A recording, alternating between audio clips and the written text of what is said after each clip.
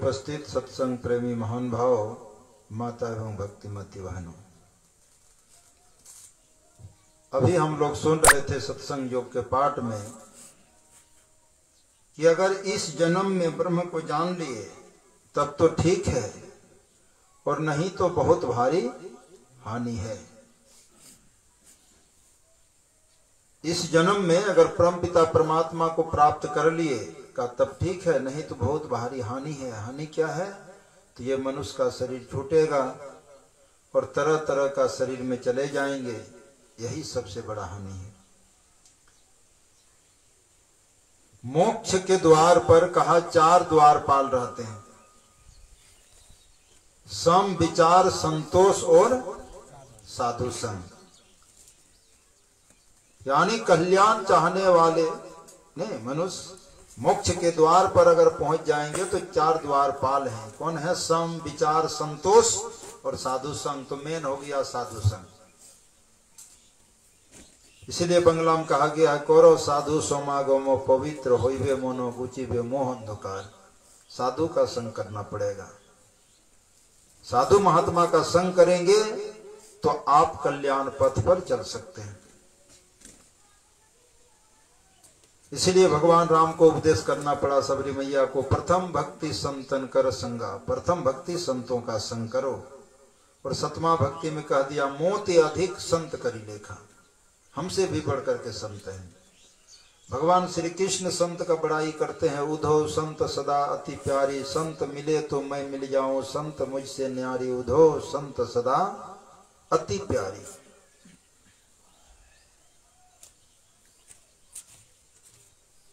भगवान शिव और ब्रह्मा जी का संवाद है। ब्रह्मा जी भगवान शिव से पूछते हैं कि प्रभु, कोई ज्ञान को श्रेष्ठ बताते हैं, कोई योग को श्रेष्ठ बताते हैं, तो श्रेष्ठ क्या है? भगवान शिव ने कहा, योग हीनम कथम ज्ञानम मोक्षदम भोति भो। हे ब्रह्मा जी, योग के बिना ज्ञान अधूरा है और ज्ञान के बिना योग भी अधूरा है। यानी कल्याण चाहने वाले मनुष्य, मोक्ष चाहने वाले मनुष्य को ज्ञान और योग दोनों का अभ्यास मजबूती के साथ करना पड़ेगा। योग ध्यान आप करेंगे बढ़िया से, यानी सत्संग और ध्यान करेंगे तो कहा कि काम बन जाएगा, और नहीं तो हम आप काल के मुख में पड़े हुए हैं, काल के गाल में चले जाएंगे।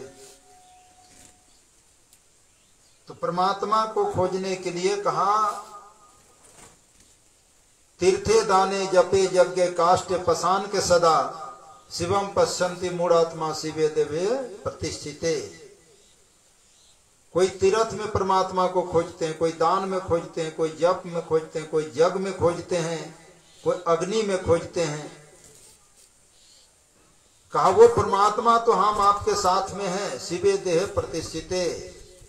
वो शिव, वो ईश्वर, वो परमात्मा हम आपके शरीर के अंदर में है। बिंदुनाद महालिंगम शिव शक्ति निकेतनम देहम शिवालयम प्रोक्तम सिद्धिदम सर्वदेहिनाम। बिंदुनाद महालिंग है और ये शिव शक्ति का घर है। इस मनुष्य शरीर को ठाकुरवाड़ी कहा, शिव मंदिर कहा। इसी शरीर में सब देवी देवता हैं, ईश्वर हैं। बिंदुनाद महालिंगम विष्णु लक्ष्मी निकेतनम देहम विष्णुआलयम प्रोक्तम सिद्धिदम सर्वदेहिनाम। ये शरीर ठाकुरवाड़ी है। भगवान विष्णु और मां लक्ष्मी का भी निवास इसी शरीर में है। कहा सारे देवी देवता इसी शरीर में है, लेकिन आज तक दर्शन नहीं हो पाया। तो गुरु वाक्य न लभ्यते, जब गुरु नहीं बताएंगे तो आप देवी देवता परमात्मा का दर्शन नहीं कर पाएंगे। तो सत्संग को सुनना है, समझना है। संत सदगुरु से गुरु युक्ति जानकर घर परिवार में रहते हुए, खेती बाड़ी नौकरी बिजनेस करते हुए हम आपको अभ्यास करना है। करत करत अभ्यास ते जड़मति होत सुजान, रसरी आवत जाते सिल पर पड़त निशान। देखिए बहुत लोगों का कहना है बाबा गिरस्थ आदमी से ये सब होगा, योग ध्यान होगा। व्यास देव का बेटा सुखदेव मुनि ने सुखदेव मुनि को शिक्षा लेने के लिए भेजा, कहां पर? क्या बोले? सुखदेव मुनि का बेटा व्यासदेव है ना, व्यासदेव का बाप है के सुखदेव मुनि। नहीं, व्यास देव का बेटा है सुखदेव मुनि, व्यासदेव का है, वेद व्यास का। अच्छा। भजन गाते हैं ना, सुखदेव आचार्य दुख से डर के गर्भ से माया त्यागी हो। व्यास देव जी महाराज के सुपुत्र हैं सुखदेव मुनि। तो सुखदेव मुनि को व्यास देव जी महाराज दीक्षा नहीं दिए, वो भेजा राजा जनक के पास कि जाओ उनसे दीक्षा लो। जब व्यास देव जी महाराज गए, सुखदेव जी महाराज गए जब जनक के पास, तो जनक राज उसको गेट में ही रोकवा दिए, अंदर आने का आदेश नहीं है, कहो वहीं खड़े रहेंगे। 7 दिन तक उसको भूखे रखा, 7 दिन तक। और ये दीक्षा लेने गए, गुरु का आदेश है वहीं खड़े रहो। 7 दिन तक भूखे प्यासे वहीं खड़ा रहा। 7 दिन के बाद अंदर बुलाया और 56 तरह का व्यंजन बनाया और भंडारी को कहा कि उसको वहां पर बैठा के भोजन कराओ जहां छत टूटा हुआ है। और जैसे वो भोजन ग्रहण करेंगे दिखा देना कि देखो छत गिरने वाला है। बस बुलाया कि चलिए भोजन करने। 7 दिन से भूखे प्यासे था, देखा 56 तरह का भोजन है, बस भोजन शुरू किया, दिखा दिया ऊपर कि देखते हैं ये छत गिरेगा। भूख भी लगी है, छत भी गिरने वाला है, डर के मारे भोजन तो किया, सब खाया, 56 तरह का भोग खाया। उसके बाद कहा इसको दोनों हाथ बांध दो, दोनों हाथ बांध दिया, हाथ में एक तेल का कटोरा रख दिया और कहा इसको ले जाओ बाजार घुमाने के लिए, मार्केट। और एक बूंद भी तेल कटोरा से नीचे नहीं गिरना चाहिए, अगर गिर गया तो इसको गला काट लेना, इसको मार देना जान से। और ले गया बाजार घुमाने के लिए, उसका ध्यान तो कटोरा में है। बड़ा धीरे धीरे घुमा, पूरा मार्केट घुमा करके लाया, का हाथ खोल दो। हाथ खोला तब राजा जनक बगल में बैठाया और कहा हाल चाल बताओ। क्या बताएंगे महाराज? का पहले भोजन का समाचार बताओ। भोजन स्वादिष्ट था कि कैसा था? 56 तरह का तुमने व्यंजन खाया, तो बताओ स्वाद का। महाराज कुछ पता नहीं है। अरे नहीं खाए हो? कहाँ खाया तो हूं, तो स्वाद पता नहीं, उतने तरह का वैरायटी तुमको खिलाया गया। का महाराज जब भोजन में शुरू किया तो ऊपर से छत गिरने वाला था, वो दिखा दिया। डर के मारे हमने भोजन तो किया लेकिन हमको स्वाद का कोई पता ही नहीं रहा। भोजन तो खाया लेकिन स्वाद का पता नहीं रहा। का अच्छा बाजार के बारे में बताओ, मार्केट कैसे कैसे तुमने दुकानदारी क्या क्या देखा? का महाराज हमने कुछ नहीं देखा। का तो तू गया नहीं, बाजार घूम के नहीं आया? मार्केट का पूरा मार्केट घूम करके आया हूं, तो तुम बाजार नहीं देखा? कौन दुकान कहाँ था, किसका दुकान खुला किसका नहीं? का महाराज मेरा तो सब दृष्टि और तेल कटोरा में था, क्योंकि आपका आदेश था कि एक बूंद नीचे गिरे तो गला काट लेना। राजा जनक ने कहा यही मेरा उपदेश है, घर परिवार में रहो, खेती बाड़ी नौकरी बिजनेस सब करो, लेकिन सब में रहते हुए सबसे अलग रहो। सबसे रहते हुए सबसे अलग कैसे रहेंगे, इसी युक्ति को गुरु से जानना है। तो मैं इसका खुलासा करता हूं, ये कैसे रहेंगे? जो घर परिवार में काम धंधा करते हैं, खेती बाड़ी नौकरी बिजनेस सब करते हैं नहीं, और भगवान का भजन भी करते हैं, वो सब कुछ करते हुए भगवान का भजन जो कर लेते हैं, वो घर परिवार में रहते हुए परिवार से अलग हैं, खीरा के तरह हैं वो। और जो काम धंधा करता है और भगवान का भजन ही नहीं करता है, वो तो पूरा उसमें चिपक गए।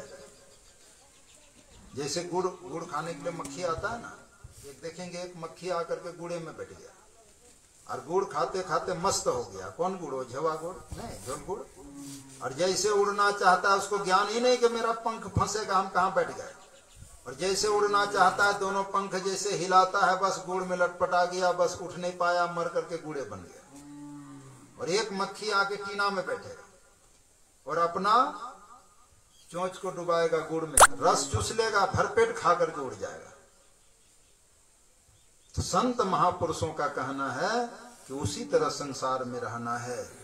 घर परिवार में रहते हुए विषय को तो भोगना पड़ेगा, बिना विषय भोगे आप रह नहीं सकते हैं, क्योंकि भोजन पानी आपको चाहिए चाहिए। विषय दुख रूप है, गुरु महाराज लिखते हैं विषय हालांकि विष है। दवा जो हम आप खाते हैं क्या है? दवा टैबलेट जो खाते हैं स्वास्थ्य के लिए हम लोग खा रहे हैं नहीं, और स्वस्थ होता भी है, लेकिन वही थोड़ा ज्यादा खा लीजिए तो क्या होगा? रिएक्शन हो जाएगा, नहीं मर भी सकता है।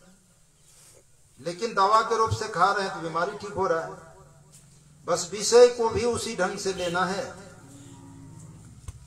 हालांकि विषय को विष बताया गया है। हमारे गुरु महाराज और संत महापुरुषों का वाणी है, जैसे विष लगने वाले को नीम का पत्ता खिलाइए और पूछिए कैसा लगता है, कहेगा मीठा लगता है। और मिश्री खिलाइए और पूछिए कैसा लगता है, कहेगा तीता लगता है। मिश्री है मीठा, उसको लग रहा है तीता। नीम का पत्ता है तीता, उसको लग रहा है मीठा। ऐसा क्यों लग रहा है? तो विष लगा है। जिसको संसार के विषय रूपी विष लग गया है वो सत्संग है अमृत नहीं, लेकिन उसको जहर के तरह लग रहा है, विष के तरह लग रहा है। और विषय विष है, उसको अमृत की तरह लग रहा है, उसको विषय रूपी विष लग गया है नहीं। और भगवान शिव माँ पार्वती को समझाते हैं। भगवान माँ पार्वती पूछती है प्रभु भाग्यवान कौन है, भाग्यहीन कौन है? भगवान शिव कहते हैं जो संत महापुरुषों का दर्शन करते हैं, सत्संग करते हैं, वो भाग्यशाली हैं। बड़े भाग पाइए सत्संगा। गिरिजा संत समागम समन लाभ कछुयान, बिनु हरि कृपा न हो सुगावहि वेद पुराण। और भागहीन कौन है? भाग किसका फूट गया? तो भगवान शिव कहते हैं सुनहु उमा ते लोक अभागी, हरि तजी होई विषय अनुरागी। हे उमा, वो लोग अभागे हैं, भागहीन हैं, जो भगवान को ही भूल करके विषय में रात दिन लगे हुए हैं। हमारे गुरु महाराज भी कहते हैं गंगा जिमन जुगधार मध्य ही सरस्वती भई, फुटल मनुष्यवा के भाग गुरुगम नाही लही। उस मनुष्य का भाग फूट गया जो गुरु से युक्ति लेकर के भजन नहीं करते हैं। तो कहने का मेरा भाव है, घर परिवार में रहते हुए खेती बाड़ी बिजनेस करते हुए आप भगवान का भजन कर सकते हैं। इस कला को जानना पड़ेगा। गुरु युक्ति लेकर के घर, गुरु महाराज कह दिए जहां भी रहो सत्संग करो नहीं। और सत्संग करने में दो चार बात गुरु महाराज बोले, मेल से रहो सत्संग करो नहीं, मेल से रहो सत्संग करो। तो मेल कौन करवाएगा? का एक धर्म में सब लोग आ जाओ, एक धर्म का पालन करो तो मेल हो जाएगा। कौरव और पांडव, कौरव लोग 100 भाई लेकिन मेल नहीं था नहीं।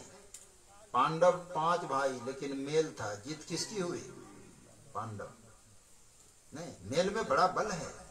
गुरु महाराज इस पर एक कहानी कहते थे।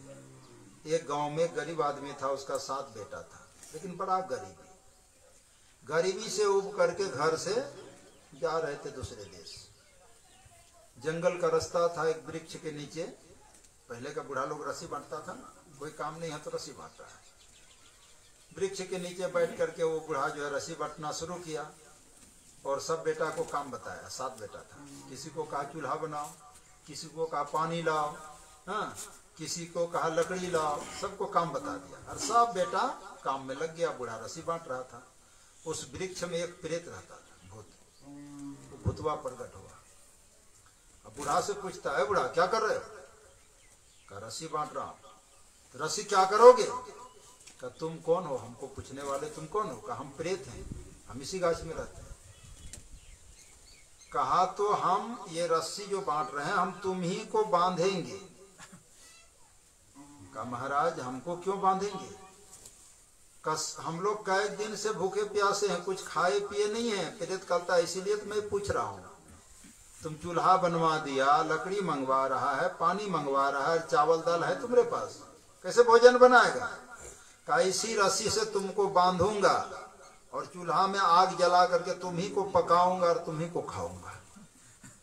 वो प्रेत डर गया कि बड़ा मेल है, ये परिवार में बड़ा मेल है, ये हमको पकड़ सकता है, बांध सकता है, हमको पका के खा भी सकता है। का महाराज हमको मत बांधिए, मत पका के खाइए, हम का धन बताओ, हम लोग गरीब हैं। का अमुक जगह गुफा है, उसमें बहुत धन है, यानी सोना ही सोना है, जितना चाहिए आप लोग एक बार लेके चले जाइए, लेकिन हमको मत बांधिए। सब बेटा को बूढ़ा बुलाया, चलो। चला गया तो देखा सही में सोना का खान है, जितना जितना सका बस बांध करके लेके चला गया। जब सातों बेटा और बूढ़ा लेके जब सोना चला गया तो बहुत सारा संपत्ति हो गया, बढ़िया खाने लगा, घर द्वार भी बनाने लगा। उस गांव में वो और गरीब आदमी था, उसका भी 7 बेटा, लेकिन मेल नहीं था आपस में। आया वो मालिक आकर के इससे पूछा बूढ़ा से कि आप तो हमरे जैसा गरीब थे, घर से भाग गए थे गरीबी के चलते, लेकिन जब से वापस आए हैं तो बढ़िया खा रहे हैं, बढ़िया घर द्वार बना रहे हैं, कुछ मिला क्या रास्ते में? तो बता दिया कैसे हम लोग जा रहे थे, एक वृक्ष के नीचे बैठ करके हम रस्सी बांट रहे थे, प्रेत आया, सब कहानी सुनाए। का और धन है, का बहुत धन है, का हम भी जाएंगे, मिलेगा, कहाँ कहाँ नहीं मिलेगा, जाओ। वो भी बेटा सबको कह करके लेके चल दिया। नहीं, इस बनावटी नहीं, लाख छुपाए छुप ना सकेगी राज कितनों गहरा, और दिल की बात बता देती असली नकली चेहरा। एक जगह हो रहा था रामायण पाठ, रामलीला, और जो हनुमान का जो रोल करता वो बीमार पड़ गया, और उसी दिन हनुमान जी का रोल है। अब क्या करेगा, और उसके बिना तो काम होगा नहीं, है तो थोड़ा सा ही रोल, लेकिन उसके बिना काम चलेगा नहीं। तो वहां का जो डायरेक्टर था देखा भाई किससे काम होगा, तो बगल में एक मिठाई दुकान था, उसमें हलवाई जो था बड़ा मोटा ताजा था। कहा इससे अगर हम करवा लें काम, यानी रोल एक थोड़ा सा तो है, अगर कर दे तो मेरा काम चल जाएगा। जाके कहा कि ए हलवाई, तू एक रोल कर देगा, बजरंगबली तुमको सजा देंगे, यानी हनुमान जी तुमको सजा देंगे, सब मटुक वगैरह लगा देंगे, और तुमको मंच पर निकल करके बस इतने बोलना है। रावण उधर से निकलेगा, बड़ा बड़ा मोछ होगा उसका, हाँ, कड़ा कड़ा आंख से वो देखेंगे, और वो गरज करके तुमको कहेगा कि तुम कौन। बस तुमको इतना ही कहना है कि पवन सुत हनुमान, और तुमको जो है 500 रुपया दे देंगे, क्योंकि तुम्हारे बिना मेरा काम नहीं होगा, और तुम तो हनुमान जी जैसा देखने में भी लगेगा, तुम इतना कर सकेगा? का महाराज इतना रो करने में क्या है, हमको सजा दीजिए, बस इतने बोलना है ना। अरे रावण आएगा तो क्या उपमन हुसैन है, कोई रावण तो नहीं है, खुद उठ के आएगा, वो कहेगा कह देंगे, पूछेगा कौन, तो पवन सुत हनुमान, इतना बोलने क्या है, 500 टका मिलेगा। का ठीक है चलो, ले गया उसको, एकदम बढ़िया से सजा दिया, एकदम हनुमान की तरह लगने लगा, गदा वदा दे दिया, हाँ, और उसको मंच पर निकाल दिया। कहा यहीं बैठे रहो, उधर से आएगा रावण, लेकिन डरना नहीं, समझ गया, डरना नहीं। कहा एकदम नहीं डरेंगे, कौन सी डरने की बात है। रावण जब सज करके निकला, मुंह एकदम कड़ा कड़ा नहीं, पूरा एकदम सज करके निकला, एकदम हाथ में हथियार लेकर के, और जैसे गरज करके पूछा कि तुम कौन, तो डर गया यार, कहता है कि बुद्धू हलवा है, हाँ, डर के मारे बजरंगबली पवन सुत हनुमान छोड़ करके कहा हम बुद्धू हलवा है, हाँ, तो ये तो बात है, सोए खत्म कर दिया, मारा 2 लात, भागो यहां से, नहीं, सोए खत्म कर दिया। तो वही बात है, हम क्या बोल रहे थे इसके पहले, सातों बेटा को सजा दिया, धन मिलेगा, चलो प्रेत से हम लोग बात करते हैं। वहां गया गछवा के पास, बूढ़ा आदेश किया जाओ चूल्हा बनाओ, कोई बेटा कहा लकड़ी लाओ, कोई बेटा कहा पानी लाओ, सब बेटा बाप पर बिगड़ गया। बुढ़ा कहीं का काम बता रहा है, कई दिन से हम लोग खाए पिए नहीं, भूखे प्यासे प्राण निकल रहे हैं, काम बता रहा है, बाप से सब झगड़ने लगा। जब बाप बकारे समझाए थे याद नहीं है, बेटा सब किसी तरह से गया गुस्साते गुस्साते, बूढ़ा निकाला, रस्सी बांटना शुरू किया, प्रेत प्रकट हुआ। का बूढ़ा क्या कर रहे हो? का रस्सी बांट रहा हूं। तुम कौन हो? का हम प्रेत हैं, इसी गाछ में रहते हैं। का तुम्हारे पास चावल दाल आटा कुछ नहीं है, तुम जो चूल्हा बनवा रहे हो क्या खाओगे? चावल दाल है? का तुम ही को बांधेंगे, वो जो बताया था। तुम्ही को पकाएंगे चूल्हा में और तुम्ही को खाएंगे। वो प्रेत कहते हैं जल्दी भागो यहाँ से, तुम्हारे में प्रेम नहीं है, तुम लोगों में प्रेम नहीं है, तुम्हारा एक भी बेटा तुम्हारा बात नहीं मानता है, सब आपस में लड़ता है, इसलिए भागो यहाँ से, और नहीं तो एक एक करके मैं सबको मार दूंगा। और डर के मारे वहां से उस बुढ़ा को बेटा लेकर के भागना पड़ा, कुछ भी ले नहीं पाया। और पहले वाला में मेल था तो संपत्ति लेकर के आ गया। तो गुरु महाराज बोलते थे मेल में बड़ा बल है। तो वही गुरु महाराज का कहना है, मेल से रहो सत्संग करो। तो मेल कौन करवाएंगे? का मेल सत का व्यवहार करो, सत का व्यवहार करेंगे तो मेल होगा।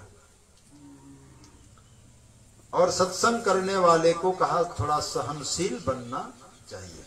नहीं, सत्संग करने वाले को थोड़ा सहनशील बनना है। तो कैसे बनेंगे? ऐसे बोलने चालने में सहनशील उतना नहीं हो पाएगा। नहीं, कबीर साहब लिखते हैं, गारी आवत एक है उल्टत होत अनेक, कहे कबीरा ना उल्टी है तो एक का एक। कोई आपको गाली दे रहा है, घुमा के नहीं दिए तो एक ही होके खत्म हो गया ना। और आप इधर से उत्तर दे दिए तो चलते रहेगा, कितना चलेगा उसका ठिकाना है। भगवान बुद्ध को किसी ने संदेश लाके दिया। कौन संदेश? गाली दिया। भगवान बुद्ध को देख करके गाली देना शुरू किया, खा खा के मोटा गया है कुछ से कुछ। भगवान बुद्ध कुछ नहीं बोले, सब सह बोलते बोलते बोलते बोलते जब उत्तर ही नहीं दिया क्या करेगा अकेले? जब थक गया, जब जाना चाहा तो भगवान बुद्ध जाके हाथ पकड़ा, अरे बैठ तो लो, आराम कर लो। फिर गाली दी, अरे बैठ तो लो, बैठाया। और उसके बाद भगवान बुद्ध पूछते हैं कि कोई संदेश लेकर के कोई मेहमान किसी का घर में आया और मेहमान उसका संदेश ग्रहण नहीं किया, तो वो संदेश क्या होगा? फेंक देगा कि क्या करेगा? बिगड़ते हुए कहा, क्यों फेंकेगा? संदेश लाया, मेहमान अगर ग्रहण नहीं करेगा तो घर ले जाएगा और सब मिलकर के खा लेगा। कहा तो तुम जो मेरे लिए संदेश लाया था, ये जो गाली शराब जो हमको दे रहा था, वो संदेश था तुम्हारा, और हमने उसको ग्रहण नहीं किया, तो तुम्हारे पास जाएगा वापस, तुम लेके जाओ और तुम ही लोग भोग लेना। यही है। हाँ, तो सत्संगी को थोड़ा सा सहनशील बनना है। एक क्षेत्र में चोरी होता था, जिसके यहाँ कल, उसके यहाँ परसों, उसके यहाँ इस तरह। एक समय जब चोरी हो रहा था ना, हमारा आश्रम से भी सोलर उलर माइक चुरा के लेके चला गया, इतना चोरी। तो एक गांव में बहुत बड़ा सेठ था, पैसा वाला। उन लोग सलाह करने लगा कि अगर चोरवा हम लोगों का घर पर आ गया तब तो सब लेके चल देगा, क्या करना है? तो घर का मालिक कहा, इसे करो ना, जितना जेवर है और चांदी का टका वगैरह है सब लाके कलसी में भर दो, हम रात को श्मशान में ले जाके गाड़ देंगे। और उसी होके एक आदमी पार हो रहा था तो दीवार में चिपक के सुन लिया, और श्मशान में रात में जाकर के वो सो गया। सेठ जो है कलसी लेकर के गया घड़ा और गड्ढा खोद करके तोप दिया, और देखने लगा कोई यहाँ जिंदा तो नहीं है। सब देखा, जला दिया है, कुछ मुर्दा पड़ा हुआ है इधर उधर, चारों तरफ घूम घाम करके देखा, सब समाप्त है। ये जो जिंदा आदमी जाके सोया था श्मशान में, ये तो तरोताजा है, इसको कहे उठो, यहाँ क्या करता है? काहे सुनेगा, वो तो धन के लोभ से गया है। इधर से लात मारता है, उधर घोलट जाता है, उधर से मारता है, उधर घोलट जाता है। सेठ सोचता है देखने में तो जिंदा जैसा लगता है, लेकिन वो सांस कुछ नहीं कर रहा है। जोर जोर से पूरा शरीर में चुट्टी काटा, उसका दर्द सह लिया। सेठवा सोचता है इतना सहनशील, सही है, मरा हुआ लगता है, फेंक के कोई चला गया। का अच्छा देखते हैं कैसो करता है कि नहीं। चाकू निकाला, और चाकू निकाल करके एक कान काट लिया। उसका भी दर्द वो सह लिया धन के लोभ से। सेठ को विश्वास हो गया सही है, मरा हुआ है। सेठ जाने लगा, थोड़ा दूर गया, मन में हुआ ना बहुत धन है, धन का लोभ से लगता है इतना तो दर्द सह लिया। सेठ घूम के आया, दोनों कान काट लिया, उसका भी दर्द सह लिया। सेठ को विश्वास हो गया मरा हुआ है, सेठ गया तो चला ही गया। जैसे सेठ चला गया घर, उठाइए और कलसी को उखाड़ा और बस भाग गया। चला गया दूसरे देश। सवेरे सेठ जाके देखता है तो ना तो वो कनबुच्चा है ना घड़ा है, कलसी है। ये तो माथा ठोकने लगा, कनबुच्चा मेरा सब ले लिया, कनबुच्चा मेरा सब ले लिया। गांव के लोगों ने कहा सेठ जी क्या बकते हैं, सब कहानी का सुनाया। भाई घर का सब धन ले जाके श्मशान में गाड़े थे, कनबुच्चा ले गया। कहा सेठ जी ऐसे हल्ला मत कीजिए, शांत रहिए। छुट्टी में जब गांव के युवक लोग बाहर जो नौकरी करते हैं, नहीं दुर्गा पूजा, छठ पूजा, होली माता है, उस समय पता लगाइएगा, कहीं न कहीं पता लगिए जाएगा। बस सेठ जी तो उसी तरह शांत बना करके रहे। और जैसे छुट्टी में गांव के युवक लोग आया, पूछा कनबुच्चा को देखें, कनबुच्चा को देखें। तो एक आदमी कहा हाँ हम जिस क्षेत्र में नौकरी करते हैं वहाँ एक वो कनबुच्चा है, दोनों कान नहीं है, लेकिन बहुत बड़ा आदमी है, बहुत बड़ा होलसेलर दुकान है इसका। सेठवा कहता मेरा सब धन ले गया, तो तुम जब जाएगा तो हमको बोलना। का ठीक है। जब वो नौकरी में जा रहे थे, सेठ जी को कह दिया कि हम जा रहे हैं, कल चलिए। साथ में ले जा करके उसका दुकान में पहुंचा दिया। कनबुच्चा दुकान में नहीं था, मार्केट गए हुए थे। तो सेठ तो वहीं बैठा रहा उसी का दुकान होटल में। कनबुच्चा को बाजारे में पता लग गया मार्केट में कि एक सेठ आया हमको खोजने के लिए। वो समझ गया कौन होगा, वही पैसा वाला होगा। उसके लिए बहुत तरह तरह का खाने पीने का सामान लेके आया और टेबल में दिया खाने के लिए। एक तरफ कनबुच्चा बैठा है, दूसरी तरफ सेठ बैठा है, दोनों नाश्ता कर रहे हैं, खा रहे हैं। तो सेठवा कह रहा है तू तो बहुत लहा, यानी तुम बहुत बड़ा आदमी बन गया, तू तो बहुत लहा। कनबुच्चा क्या कह रहा है, सेठ जी ऐसे लहा, कितना सहा तब लहा। याद कीजिए सेठ जी, पहले आपने लात से मारा, उसका दर्द मैंने सहा, फिर भी आपको संतोष नहीं हुआ, पूरा शरीर में चुट्टी काटा, उसका दर्द मैंने सहा। फिर भी आपको संतुष्टि नहीं हुई, आपने एक कान काट लिया, उसका दर्द मैंने सहा। फिर भी आपको संतुष्टि नहीं हुई, दोनों कान काट लिए, दोनों कान का दर्द मैंने सहा। इतना सहा तब लहा, ऐसे लहा नहीं, जो सहा सो लहा, जो बरा सो बुताना नहीं। तो जो सहेंगे, सहनशील बनेंगे संसार में, वही जयकार हो सकते हैं, है ना। लेकिन सहता कौन है, झुकता कौन है। देखें धूप घास, धुबड़ी घास देखें ना, जब आती है ना बाढ़, पानी बड़े बड़े वृक्ष को जड़ से उखाड़ के लेके चल देता है, लेकिन धूप घास को उखाड़ पाएगा, मट्टी कटेगा तबे उखड़ेगा नहीं। धूप घास झुकने जानता है, जैसे बाढ़ आया जमीन को पकड़ लिया, सो गया, और बाढ़ निकल गया उठ करके खड़ा हो गया, वो झुकने जानता है। और वृक्ष झुकने नहीं जानता, इसलिए जड़ सुधा उसका उखड़ जाता है। उसी तरह जो आदमी झुकने जानता है, जैसे वृक्ष में, जिस वृक्ष में फल लगता है वही झुकता है नहीं, और जिसमें फल नहीं है वो झुकेगा, वो नहीं झुकेगा।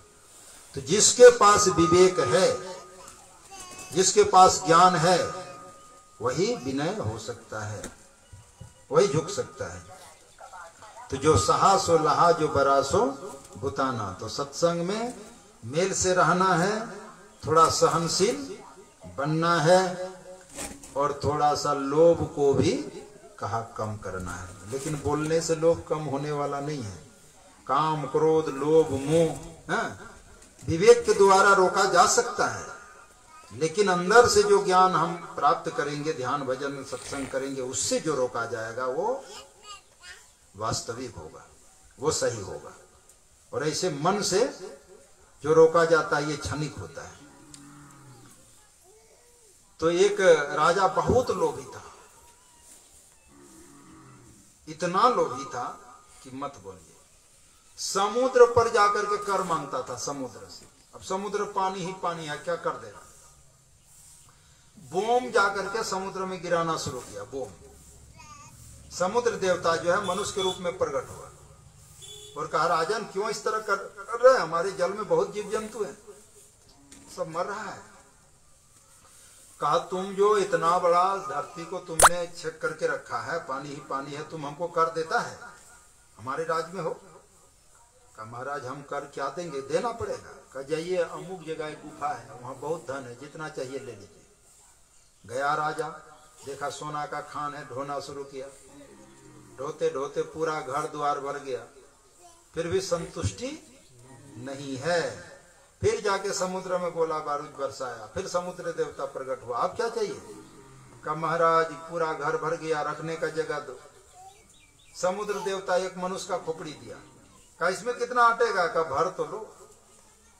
राजा जो है धन ढोके लाता है, मनुष्य का खोपड़ी में भरता है। ना तो धन खत्म होता है ना खोपड़ी भरता है। परेशान हो गए राजा। फिर समुद्र पर बम बरसाया। समुद्र देवता फिर प्रकट हुआ। महाराज अब क्या चाहिए? मैंने धन भी दे दिया, रखने का जगह भी दे दिया, और क्या चाहिए? कहा महाराज ना तो आपका धन खत्म होता है ना ये मनुष्य का खोपड़ी भरता है। समुद्र देवता कहा राजन खोपड़ी लाओ इधर। खोपड़ी इधर लिया और एक मुट्ठी धूल उठा करके खोपड़ी में डाल दिया तो भर गया। का खोपड़ी में धूल डालो तब भरेगा। कहा मतलब? का संतोष करो तब तृप्ति खत्म होने वाला है, नहीं तो खत्म होने वाला नहीं है। नहीं जो 10 20 50 भय सत होई हजार तो लाख मंगेगी, कोटि अरब खरब धारापति होने की चाह जगेगी। पृथ्वी पताल हो राज करो, तृष्णा अधिक अधिक आग लगेगी। सुंदर एक संतोष बिना सड़ तेरी तब भूख कभी ना मिटेगी। लेकिन ये होगा कैसे? चाह गई चिंता मिटी मनवा बेपरवाह, जाको कछु ना चाहिए सो सहंसा। जिसको कुछ नहीं चाहिए वो राजाओं का भी राजा है। तो हम आपको थोड़ा सा संतुष्टि बनना पड़ेगा। ऐसे तो नवधा भक्ति में है, नहीं नौ भक्ति में मम भरोसा ही हरस न दिन्हा। जो भगवान सुख दे दुख दे जो भी लाभ दे दे उसी में संतोष करना, ये नौ भक्ति है, भक्ति में परिपूर्ण। फिर भी हम आपको कोशिश करना चाहिए। एक आदमी एक गांव में था, इतना लोभी था, अपना गांव वाला जमीन सब बेच दिया और दूसरे गांव में जमीन सस्ती मिलता था वहां चला गया। और जमींदार से कहा महाराज मैं जमीन लेने आया हूं, आप बेचते हैं? कहा कितना टका लाए हो? तो जो भी लेके गया था तो 4 लाख टका दे दिया। इतना टका लाया हूं, कितना जमीन होगा? कहा ये टका मुझे दे दो और अभी से शाम तक, यानी याद रहे सूर्य डूबने से पहले तुम जितना तक घूम करके आ जाता है वो सारा जमीन तुम्हारा, लेकिन सूर्य डूबने के बाद कुछ नहीं मिलेगा। सुन लो। कहा ठीक है महाराज। पैसा जमा किया और वह चला जमीन देखने घूमने के लिए। और ऐसा जमीन था, ऊपर में थोड़ा कम बढ़िया, उसके नीचे और बढ़िया, उसके नीचे और बढ़िया, उसके नीचे और बढ़िया, इस तरह का खेती था। वो देखते गया, वाह ये जमीन तो मेरा हो गया, ये जमीन मेरा हो गया, ये खेत मेरा हो गया। नहीं, इस तरह से वो एकदम मेरा मेरा मेरा करते करते करते बहुत दूर चला गया। ये भूल गया कि सूर्य डूबने से पहले पहुंचना है। बहुत दूर चला गया, अब सूर्य डूबने वाला है। तब उसको होश आया, अरे हमको तो सेठ के पास भी पहुंचना है, जमींदार के पास, नहीं तो सूर्य डूब जाएगा तो पैसा बुड़ जाएगा। दौड़ा, वहां से दौड़ते दौड़ते दौड़ते सूर्य डूबने से पहले सेठ के पास तो पहुंच गया, लेकिन गिरा धड़ाम से और मर गया। तो सेठ पंचों को बुला के लाया कि ये आदमी हमको इतना टका दिया है जमीन लेने के लिए, और मैं इसको वचन दिया था कि जितना दूर घूम करके आएगा ये सारा जमीन तुम्हारा होगा। ये घूम के तो आ गया सूर्य डूबने से पहले, लेकिन ये मर गया तो इसको कितना जमीन मिलेगा? तो पंचों ने कहा ये इसका शरीर जितना जमीन में पड़ा हुआ है उतने जमीन का अधिकारी ये हैं। तो मेरा कहने का भाव क्या हुआ? जितना अधिक चाहेंगे उतना कम ही मिलेगा। नहीं, इसलिए समय से पहले और भाग्य से अधिक कुछ मिलने को नहीं है। महर्षि साईं स्वामी जी महाराज एक कथा लिखे हैं। एक ब्राह्मण लड़का था और जो जो बिजनेस करता था सब में घाटा लगता था, सब में घाटा लगता था। एक दिन सोचा तो अब सब पैसा खत्म हो गया, थोड़ा सा है, एक जोड़ा बैल खरीद लेता हूँ, खेती बाड़ी करेंगे। तो 2 बछड़ा खरीद लिया। अब बछड़ा को सिखाने लगा। पहले होता था ना पुराना जमाना में, क्या बोलते हैं उसको, जुआट को हारी करता है। आप लोग क्या बोलते हैं उसको लगा दी, दोनों को जोड़ दिया और बीच में एक लकड़ी बांध करके घुमाता था। नहीं, तो वही उसी तरह सिखा रहा था। दोनों बछड़ा दौड़ दौड़ करके आगे आगे पीछे पीछे। ब्राह्मण लड़का, एक ऊंट बैठा था उसी जगह दोनों बछड़ा जा करके खड़ा हो गया। उठवा बैठा है उसी में, दोनों साइड से खड़ा हो गया। ऊंट को बड़ा बुरा लगा कि ये दोनों आकर के खड़ा हो गया। ऊँटवा उठ करके खड़ा हुआ तो जुआट तो लगले था ना, वो ऊंट का माला जैसा बन गया, दोनों बैल टंगा गया। ऊँटवा को और खराब लगा, दौड़ा जो ऊंट तो दोनों को लेके भागिए, मिला ही नहीं। तो कहने का मतलब है प्रारब्ध में जो है उतने ही मिलेगा नहीं। इसलिए सत्संग सुनिए, समझिए और जो हो उसी में संतोष करना है। इसका मतलब ये नहीं कि मेरा भाग में इतने हैं कमाएंगे नहीं, नहीं, मेहनत करना है, नहीं, मेहनत करना है। हम आप कर्मयोगी हैं, मेहनत करते हुए जो नसीब में आवे उसी पर हम आपको संतोष करना है और साथ ही साथ भगवान का भजन करना है। गुरु की भक्ति साधु की सेवा बिनु नहीं कछु ही पाई हो। कबीर साहब कितने संतोषी थे। साँझ जम इतना दीजिए जामे कुटुंब समाए, मैं भी भूखा ना रहूं साधु न भूखा जाए। मेरा भी पेट भर जाए, कुटुंब सज्जन का भी स्वागत हो जाए और साधु महात्मा का भी मैं स्वागत कर सकूं। तो यही शब्दों के साथ मैं अपना वाणी को अभी का सत्संग में मैं विराम देता हूं। फिर 2 बजे से